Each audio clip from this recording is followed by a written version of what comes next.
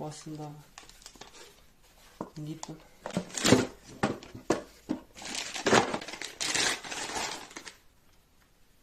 Фен өзі осындай формада, ұстауға ыңғайлы, бас жағы да кішкентай,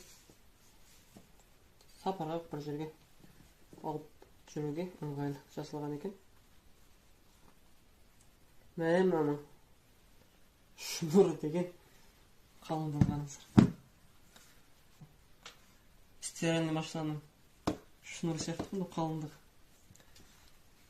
Енді жұмыс жасауын керек. Бұл жерде 3 режим бар.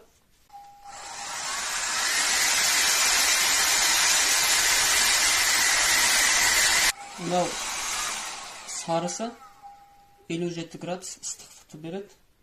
Яғни компанияның Xiaomi компанияның айтуы бойынша зерттеулерін өткізген. Шашқа жаңағы зиянсыз, ең қауіпсіз шаштың күйдірмейтіндей сол ең мақтаған режимі сол сарысы екен. Осындай фен. Ал біз фен қолдану керек.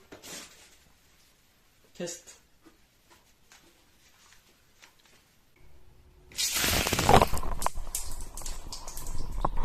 Сет керек.